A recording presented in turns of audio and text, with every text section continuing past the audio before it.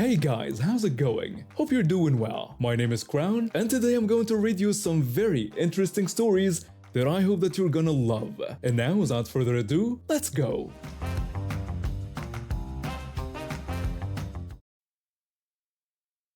Three years ago, I was planning my wedding to my college sweetheart when I started experiencing unusual symptoms. After multiple doctor visits and tests, I received the devastating news. I had cervical cancer. My fiancé initially stood by my side promising we'd get through it together. But as the treatments intensified and the reality of my diagnosis sank in, things changed. The final blow came when my doctors recommended a complete hysterectomy. That's when he showed his true colors. When I told him the doctor said this was my best chance of survival, he could only focus on our planned future. He reminded me how we had talked about having 3 kids. I tried explaining that right now I needed to focus on staying alive. His response shattered me. He said he couldn't do this, that he had always dreamed of having his own children. And just like that, 6 years of relationship ended. He walked away when I needed him most, all because I couldn't fulfill his dream of biological children. I underwent the hysterectomy and fought through months of recovery, both physically and emotionally. My family and friends were my rocks, but there was still a void. After 2 years of focusing on my health and career, I decided to try dating again. I installed Facebook Dating, thinking it might be less intimidating than other dating apps. For a few weeks, I mostly had surface-level conversations that went nowhere. Then I matched with this guy who seemed different. He was articulate, had a stable job as an accountant, and actually asked meaningful questions. We chatted for about a week, discussing our interests, careers, and what we wanted from life. That's when he asked what I was looking for on the app. I told him I wanted a partner, someone to build a life with. He responded by saying he wanted to get married and have kids, that he wanted a big family. I knew I had to be honest up front. When I told him I couldn't have kids, he immediately asked why, questioning if I even wanted them. I explained that I desperately wanted children, but it wasn't possible. When he pressed for more details, I revealed that I had cancer and needed a hysterectomy. His response was both shocking and infuriating. He insisted that God could make all things whole and that I could have kids. I tried to explain that God couldn't regrow my uterus, emphasizing that I really couldn't have children. I was about to block him when he sent another message. He accused me of being selfish, claiming there were medical procedures available and that I wasn't trying hard enough. He even shared a story about his sister's friend's cousin who was told she couldn't have kids but prayed really hard and now had twins. I asked him if his sister's friend's cousin had her entire reproductive system removed like I did, explaining that no amount of prayer would change that fact. His response was even more insensitive. He claimed my attitude was why I couldn't find a husband, and told me I needed to be more open to God's miracles. That's when I delivered my final response. I told him he was right about God performing miracles, and that one had just happened. God had shown me what an ignorant, insensitive person he was before I wasted any more time on him. I added that surviving cancer was my miracle. Then I blocked him, reported his profile for harassment, and took screenshots of our conversation. I posted them on my social media accounts, warning other women about him, with his name and photo blurred, of course. And his reputation took quite a hit when people in our local community found out how he treated cancer survivors. For a while, I'd been researching everything I could about content creation, social media management, and digital marketing. My artificial intelligence assistant had been incredibly helpful in brainstorming ideas and providing guidance.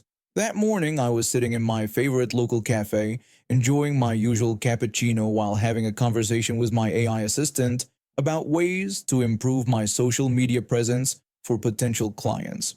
The cafe was moderately busy, with the usual mix of people working on laptops or having quiet conversations. I asked my AI assistant about the best approach to grow my social media following organically.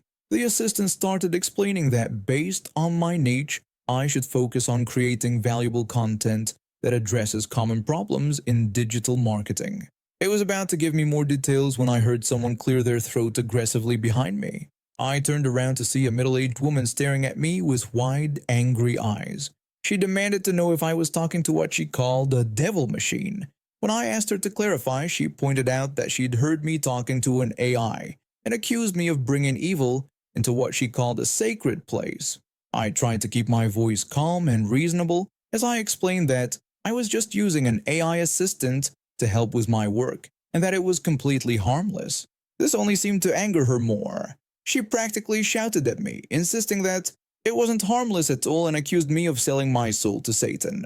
She demanded that I stop immediately.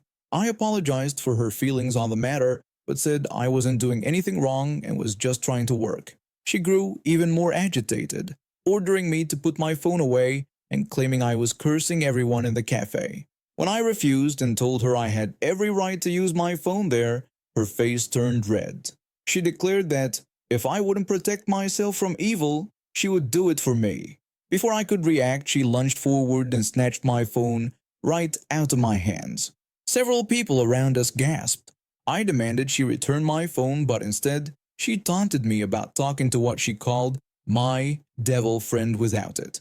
In one swift motion, she gripped my phone with both hands and snapped it in half. The sound of cracking glass and plastic filled the air. Then she threw both pieces at my head. I managed to duck, and they hit the wall behind me. The cafe went completely silent. Then everyone started talking at once. The cafe manager rushed over and asked what was happening. I explained that the woman had just destroyed my phone and tried to assault me, requesting that they call the police. The woman tried to defend her actions by claiming she was saving my soul and ranted about the machines being evil. The manager told her to stay put while they called the police. She continued her rant, warning everyone that they'd see she was right when the robots took over. She tried to leave, but two other customers blocked the door until the police arrived. They took statements from multiple witnesses who had recorded the whole incident on their phones. The woman was handcuffed and led away, still screaming about AI and the end times. I pressed charges immediately. The court proceedings were surprisingly quick, given the overwhelming evidence. During the hearing, it came out that this wasn't her first public outburst. She had been previously reported for harassing people using laptops at the local library, claiming they were inviting digital demons into the building. The judge was stern with her, noting that her technophobic beliefs didn't give her the right to assault others or destroy their property. Thanks to the numerous witnesses and video evidence, she was charged with assault, destruction of property, and disorderly conduct. She was ordered to pay for a new phone plus additional compensation for my lost work time and emotional distress. The restraining order not only prevented her from coming near me or the cafe but also required her to maintain a distance from any business where I might reasonably be working. One of the witnesses turned out to be a small business owner who was impressed with how I handled the situation. She asked for my contact information and ended up becoming my first major client. Even better, she referred me to several other business owners in her network, helping me establish a solid client base for my freelance work. The incident actually became a talking point in my portfolio, a real-life example of maintaining professionalism under pressure. The cafe even offered me a permanent safe corner spot, complete with a perfect view of both entrances and free coffee for a month as an apology for the incident. The woman now has to attend mandatory anger management classes and technology awareness courses as part of her sentence. Her progress is monitored monthly by a court-appointed counselor who specializes in helping people overcome irrational fears of technology. I still use my AI assistant at the cafe, but I'll admit, I sometimes look over my shoulder when doing so. I've been working in media intelligence for about 3 years now, and let me tell you, this story still makes my blood boil when I think about it. I started as an assistant after switching from hospitality, quite a career change I know, but I was young, eager to learn, and fascinated by the media industry. I got really lucky with my initial team. My boss and senior colleague were industry veterans who took me under their wing. They taught me everything about both our legacy system and the new one we were implementing. Within 6 months, I was handling complex projects independently. Unfortunately, good things don't last forever. The upper management was a complete mess, changing directions 4 times in just 1 year. My boss and colleague couldn't take it anymore and decided to leave. When they told me about their plans, my boss warned me that things would only get worse and suggested I should leave with them. I told them I wanted to stay to prove myself, thinking I could handle whatever came my way. My boss reminded me that sometimes loyalty to yourself matters more than loyalty to a company. I really should have listened. After they left, I became the only person in charge of multiple markets. That's when my manager started showing her true colors. She told me I needed to be on call for technical support. When I asked about additional compensation for the extra hours, she dismissed my concern, saying it was now part of my job responsibilities and everyone needed to pitch in during the transition period. I was working 13-hour days, 7 days a week. Every time I brought up hiring more people, I got the same response. I would desperately explain that we needed more staff and that I couldn't keep working these hours. She would always claim there wasn't any budget for new hires, while praising how well I was handling everything. Then came the dinner with our CEO, a notorious cheapskate known for squeezing every drop of work from his employees. He tried to act friendly, but I could see through it. When he asked what changes I'd like to see in the company, I told him we needed at least 2 more people on my team because the workload was unsustainable. He gave me the same excuse about not having the budget. When I then asked for a promotion and raise given my increased responsibilities, he dismissed that too, claiming I didn't have enough experience yet. After months of this brutal schedule, I had almost 3 weeks of paid time off saved up. When I tried to use it, my manager completely lost it. She threatened that if I took the time off, I should consider myself fired since no one else could do my job. I stood my ground and told her I was taking my legally entitled time off and would see her in 3 weeks. When I returned, there were 2 new faces in the office. I asked who they were, and my manager bluntly told me they were my replacements. She explained I had 2 months to train them before leaving.